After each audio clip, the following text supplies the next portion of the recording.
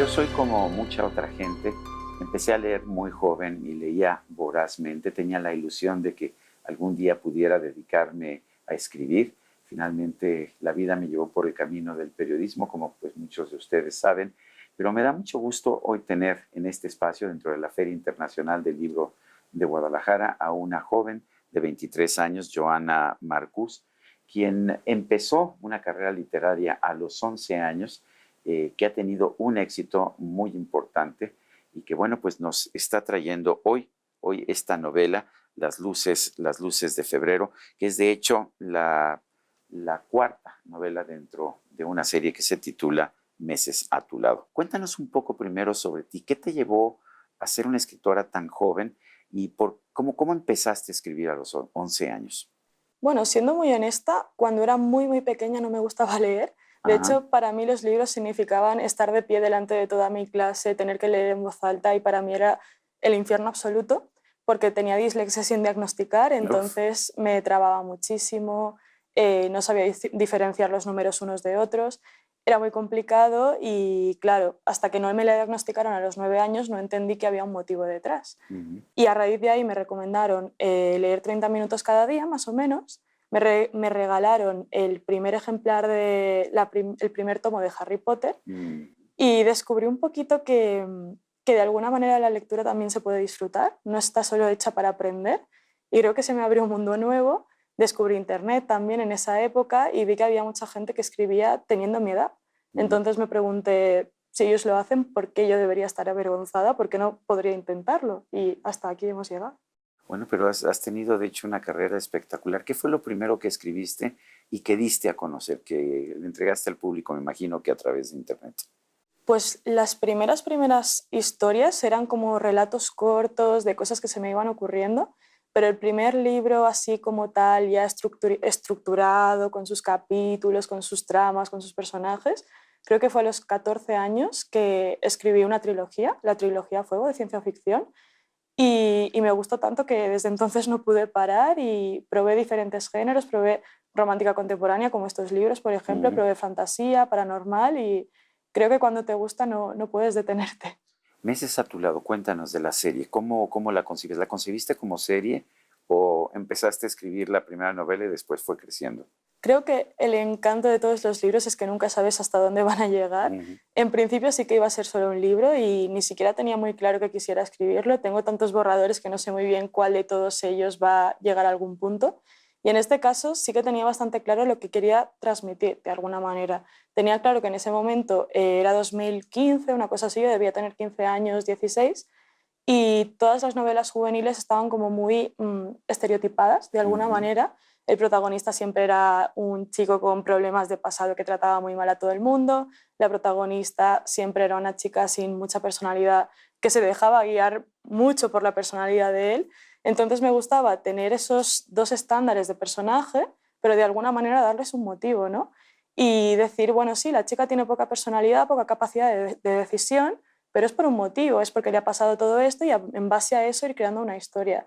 Y de alguna manera han terminado siendo 4 libros, pero me lo he pasado muy bien escribiéndolos y la verdad es que me alegro que a la gente le guste porque Te creo... divierte, ¿no? Sí, Viniendo para acá, para Guadalajara, en el aeropuerto me topé con una madre y su hija. Me dijeron, yo voy nada más para conocer a Joana. Esa es la razón de ser por la que voy allá. Cuéntame de Eli Ross, de tu protagonista. bueno, Ellie es un personaje que me hace especialmente feliz porque siento que hace solo 5 años, con las cosas que han cambiado en este poco tiempo, no habría sido un personaje aceptado, no habría sido un personaje querido, porque es una chica y tiene un carácter bastante conflictivo, toma muy malas decisiones. Y es verdad que en la novela juvenil en general no se acepta que las mujeres sean imperfectas. Entonces estoy muy orgullosa de haberla escrito, que Ujú. la gente, sobre todo los más jovencitos, lo acepten y además se sientan identificados con ella, que aceptan no ser perfectos de alguna manera. Entonces lo que representa me hace sentir muy orgullosa. Y cuéntame de su pasión por el básquetbol, o de su gusto por el básquetbol. ¿Tú también lo tienes? ¿Lo compartes? No lo tengo, el deporte y yo nos llevamos un poco mal, yo soy Eso más de libros, vale. pero es verdad que la historia de su padre iba muy marcada por el hecho de que de joven jugaba baloncesto y tuvo un accidente, no pudo seguir haciéndolo y es un poco como mi historia. Yo antes hacía hípica, tuve un accidente, no pude seguir haciéndolo y descubrí que me gustaban los libros. Entonces me gustaba que tuvieran ese paralelismo de alguna manera de que ella sí que hubiera podido seguir ese sueño. Y ahora cuéntame de Víctor. Víctor va un poquito también por esa línea, pero creo que es un alma mucho más desapegada. Él simplemente sabe que le gusta, sabe que no se va a dedicar toda su vida a ello, pero es de esas personas que no necesitan dedicar toda su vida a algo para ponerle mucha pasión. Y creo que también es muy importante, ¿no? Ponerle pasión a las cosas que no necesariamente van a llegar muy, muy lejos, simplemente porque te gustan. ¿Cómo vas desarrollando tus personajes? A él y a Víctor, a Jay, por ejemplo, hermano de él. ¿Y cómo los desarrollas? ¿Te los vas encontrando y los vas desarrollando conforme avanza tu narración? ¿O ya tienes un esquema de hacia dónde van a ir?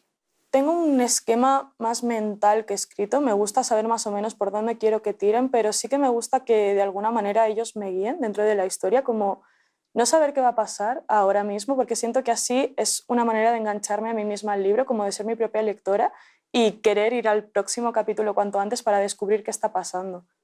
Eh, ¿Es Las luces de febrero el final de esta serie o piensas seguir explorando a estos personajes, esta serie? Bueno, es una conversación que he tenido bastantes veces con mis editoras de por qué terminarlo aquí, ¿no? Si a la gente le gusta tanto, pero soy bastante firme en el sentido de creo que todo lo bueno necesita un final. O sea, ya vas a concluir aquí. Sí, que este va a ser el último libro porque creo que si a lo bueno le sigues añadiendo cosas deja de ser tan bueno. Entonces prefiero quedarme corta, aunque sea que alargar la cosa hasta que yo no lo disfrute y la gente tampoco lo disfrute. Recuerdo el trabajo que le costó a J.K. Rowling, hablando de Harry Potter, concluir la serie, porque no la dejaban finalmente concluir la serie. Sí, de hecho pasa con muchos escritores. El de Canción del Hielo y Fuego también, el de Juego de Tronos, no es capaz de seguir con los libros porque no encuentra el final perfecto.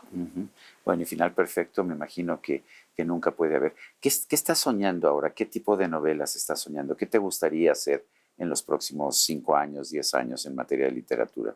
Bueno, debo decir que estoy bastante cómoda en el mercado juvenil. Es un mercado que me encanta, es un público muy agradecido, muy abierto a lo que les propongas. No tienen una idea tan marcada de lo que quieren o de lo que les interesa. Y creo que es bastante interesante, entonces me lo paso también con ellos, que creo que no saldría de ahí. Lo que creo que sí haría es cambiar un poco el romance contemporáneo por otra cosa, como decía antes, de ciencia ficción, paranormal, fantasía, una cosa así, para no encasillarme tanto en el romance y así como hacía en Internet también. Ahora hay escritores que se quedan encasillados toda su vida y están muy contentos. Stephen King, por ejemplo, ha estado siempre metido en el terror y le ha encantado, y así son muchos escritores, ¿no? A Isaac Asimov le encantaba la ciencia ficción y cuando salía de la ciencia ficción te dabas cuenta de que no eran de la misma calidad sus obras. Bueno, al final siempre es un riesgo cambiar, pero si siempre estuviera haciendo lo mismo, siento que sí que me cansaría un poco. Entonces prefiero el riesgo que la costumbre. Parece bien. Estás estudiando psicología, ¿por qué? ¿Y por qué no estudias? Tengo entendido que empezaste con filología.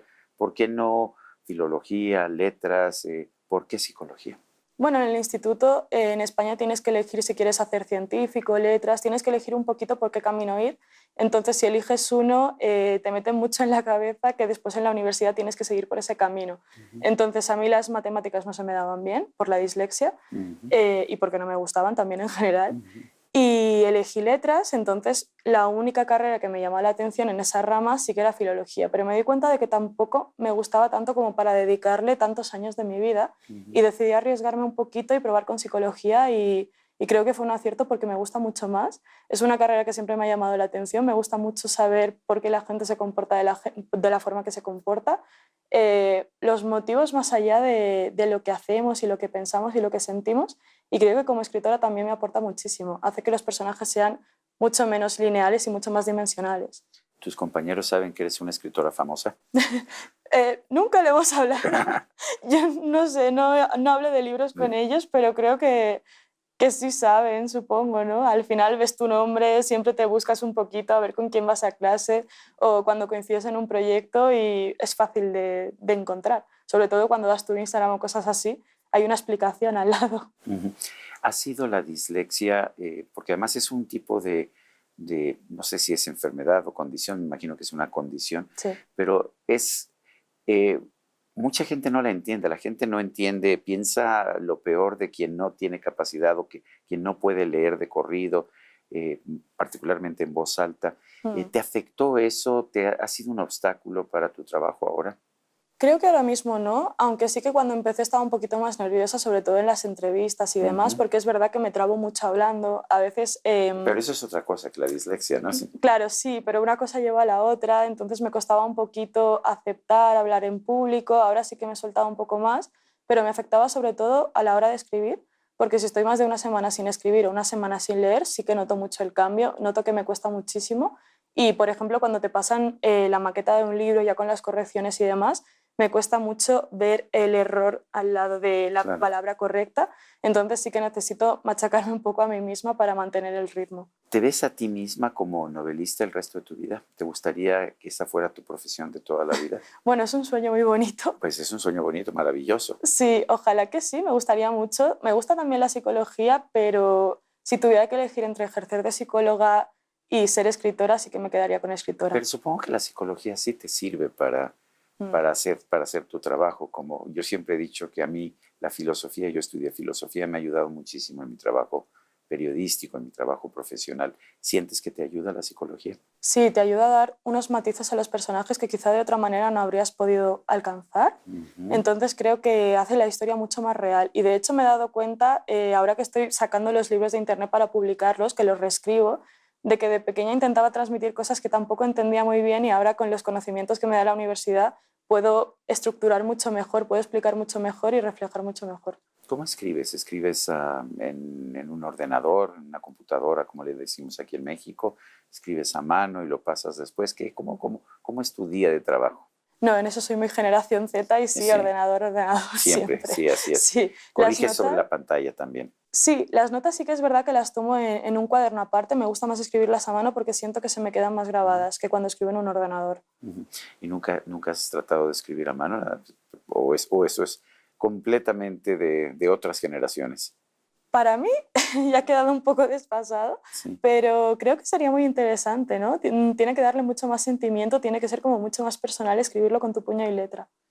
Estamos viviendo tiempos en que la inteligencia artificial está pues reemplazando incluso hasta escritores. ¿Le tienes miedo a la inteligencia artificial o cuál es tu opinión acerca de la inteligencia artificial?